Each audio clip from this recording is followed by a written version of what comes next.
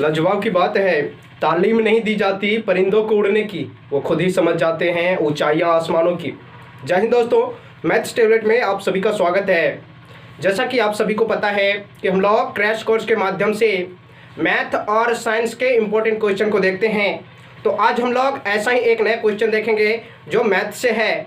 Video start करने से पहले अगर आप इस चैनल पर नए हैं तो इस चैनल को लाइक कीजिए, सब्सक्राइब कीजिए और अपने दोस्तों में शेयर कीजिए। तो आइए हम लोग आसान तरीक़ा से सीखते हैं और 2 मिनट में बिल्कुल आसान भाषा में हम लोग सीख लेंगे। तो चलिए आज का क्वेश्चन देखते हैं। किसी बेलन के वक्र पृष्ठ क्षेत्रफल 1760 सेंटीमीटर है एवं इसके आधार की त्रिज्या 14 सेंटीमीटर है, तो बेलन की ऊंचाई क्या होगी? एक बेलन की ऊंचाई हम लोगों को ज्ञात करना है।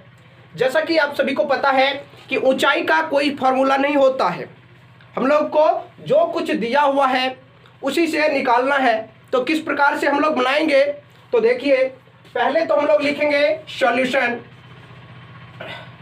सॉल्यूशन और दिया हुआ क्या सब चीज है दिया है, क्या लिखेंगे? दिया है।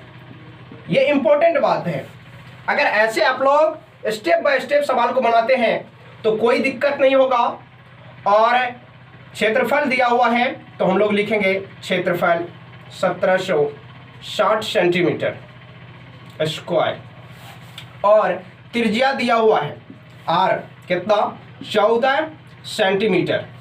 हम लोगों को कह रहा है ऊंचाई ज्ञात करने के लिए। आप सभी को पता होगा कि बेलन के वक्र पृष्ठ क्षेत्रफल क्या होता है, तो हम लोग लिखेंगे यहां पे अब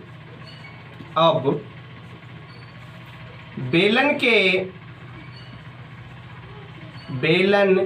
के वक्र पृष्ठीय क्षेत्रफल, बेलन के वक्र पृष्ठीय क्षेत्रफल कितना दिया हुआ है? 1760 सेंटीमीटर, 1760 सेंटीमीटर स्क्वायर। अब आप सभी को पता होगा कि बेलन के वक्र पृष्ठीय क्षेत्रफल का सूत्र क्या होता है? क्या होता है? 2 पाई RH ये होता है। और बराबर में कितना लिखेंगे?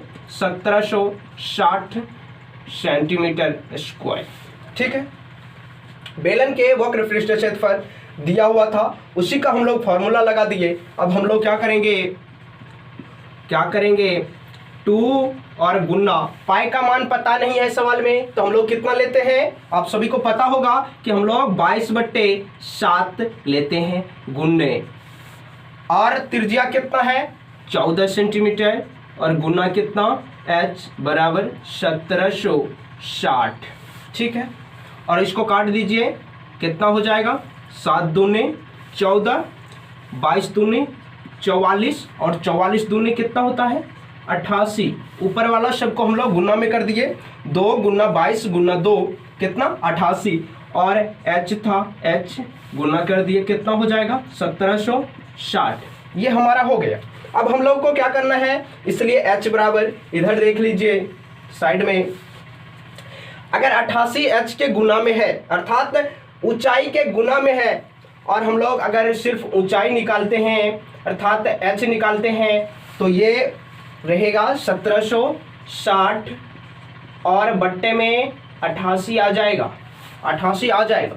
और 88 से अगर 1760 में भागा देंगे तो कितना मरतबे कटेगा? 20 मरतबे। ये पूरी कैंसिल हो जाएगा। इसलिए हमारा H बराबर कितना? 20 सेंटीमीटर। ये हो गया हमारा आंसर, ये हो गया हमारा आंसर। इस टाइप से आप लोग बना सकते हैं, कोई दिक्कत नहीं है। लेकिन थोड़ा सा हम लोग अगर एग्जाम में लिख रहे हैं तो थोड़ा सबसे अलग होना चाहिए हमारा कॉपी, कुछ स्टाइलिश तरीका से, ताकि एग्जामिनर हमसे प्रसन्न होकर के एक भी मार्क ना काटे। तो हम लोग क्या करते हैं? अतः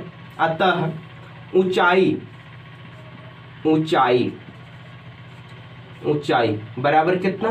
20 सेंटीमीटर। अगर ऐसे आप लोग लिखते हैं तो आपसे एग्जामिनर अच्छा प्रभावित होंगे, और आपका मार्क अगर कहीं 1-2 पॉइंट गलती भी होगा तो आपको उसमें मार्क नहीं कटेगा और अच्छा मार्किंग देंगे सर।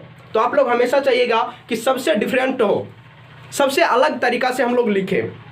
और अगर किसी भी सवाल को बना रहे हैं उसका फॉर्मूला नहीं है, जैसे बेलन की ऊंचाई, इसका ऊंचाई ज्ञात करने का कोई फॉर्मूला नहीं है, तो हम लोग जो चीज़ मालूम है उसी के अनुसार सवाल को बनाते हैं। और इस टाइप से आप लोग बनाइएगा। देखिए पहला का नियम है, जो सवाल में कुछ दिया हुआ है उसको हम लोग दिया है दे करके लिख देंगे, जो सब सवाल में हमको मिला है। जैसे क्षेत्रफल दिया हुआ था 1760, त्रिज्या मिला था 14 सेंटीमीटर, इसको हम लिख दिए। उसके बाद हम लोग अब दे करके और ऐसे अगर सवाल बनाते हैं स्टेप बाय स्टेप तो आपको अच्छा मार्किंग मिलेगा। क्योंकि कुछ बच्चा क्या करता है कि जानता बहुत अच्छा है लिखने, लेकिन लिखने का तरीका नहीं जानता है, जिसके कारण उसको मार्क कट जाता है और फिर परेशान हो जाता है कि सर मैं तो पूरा लिखा था। अरे भाई लिखा था, लेकिन उसका तरीका नहीं जानते हो तुम। तो मिलते हैं ऐसे ही एक नए वीडियो के जरिए, तब तक के लिए जय हिंद।